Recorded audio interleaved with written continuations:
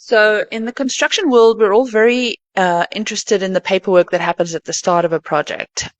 So contracts, letters of award, and so on that give us the go ahead to start the work, that tell us that we've been awarded the project, and so on.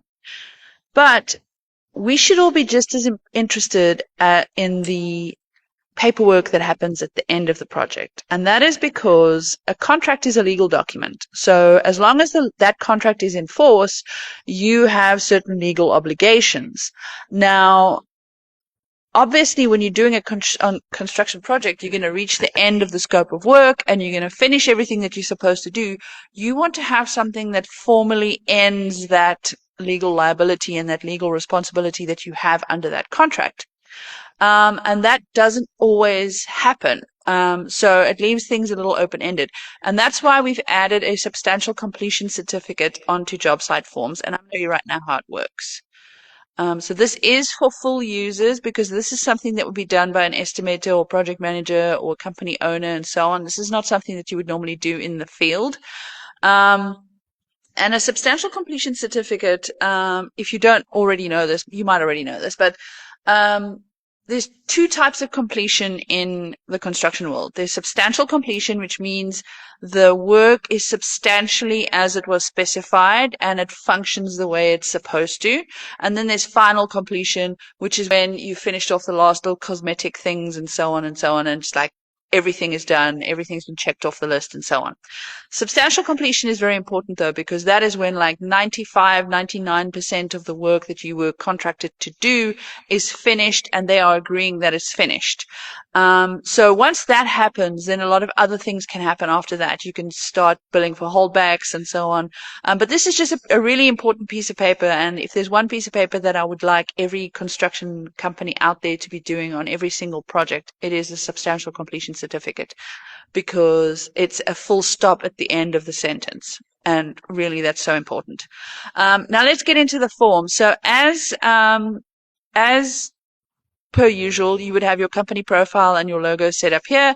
And because this is for a full user account, it would be the company profile would be with your name and your email address, or a generic branch name and branch email and so on if you are sharing the account among more than one person, which you can do. Just bear in mind that when you go to My Files, everybody who uses that account's files will be stored there.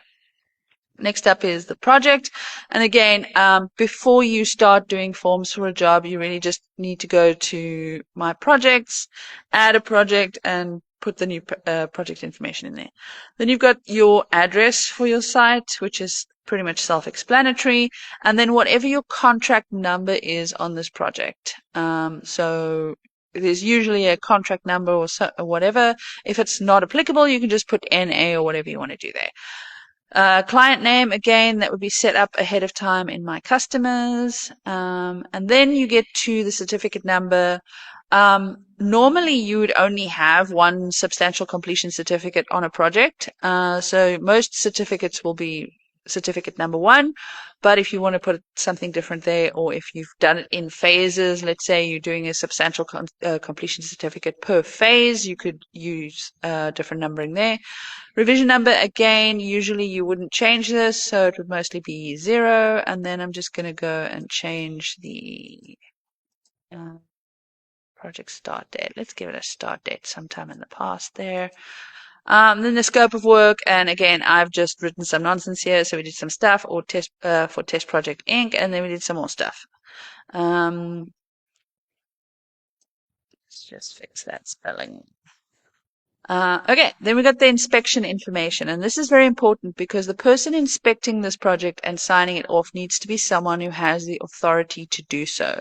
So again, this is going to be pulled from the project contact, and then you're just going to put in their role, so whatever their role is. And this would vary from site to site, so you would just type in whatever their role is, and then their phone number, and then their email address, and the date that you inspected the project. And this is also very important because this, all the dates on this is going to be for certain things like warranties and so on. They would start from the date of substantial completion. So you need to have those dates locked in so that everybody knows what date you finished the work on. a lot of our forms do have the opportunity to sign in the field. So if you're doing this with a phone, you would normally just have them sign on a piece of paper, take a snapshot of it, and then trim it and upload it, like we've just done there. And then we've got remedial work. So we've got 10 remedial tasks over here. And this is things that as you walk in the job site with your customer, they notice certain things that aren't quite the way they're supposed to be and so on. And they can just, you can just create this list of, remedial work that you've agreed to in the field. So before they upload their signature, they can just have a look on your phone, make sure that everything's been entered that they want you to do. And then when you're happy with all of that, you generate the document. And like all the documents, it's going to give you that automatic sort of, what do you call it? Letterhead generated at the top. All the information that you've put in is over here. It's given you that remedial work list. And then here at the bottom, it's uploaded that signature if you have a signature that you've uploaded.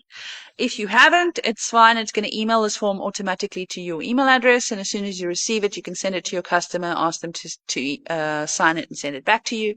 I'm just going to quickly generate the PDF here.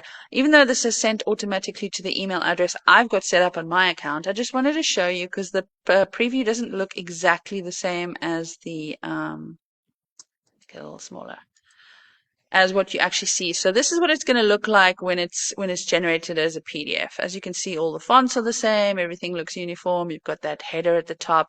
This is really what it is, what a big part of construction documentation is, especially for things like this that you're going to be sending to your clients.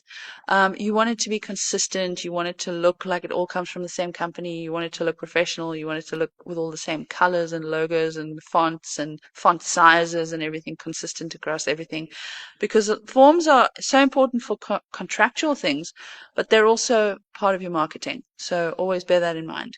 And if you are looking for an easy way to do things like substantial completion certificates, job site forms, it's super affordable to sign up, and all of our forms are super easy to use. As you can see, this whole process has taken me 7.5 minutes, and I've been waffling quite a lot. So you could probably shave that down to half the time.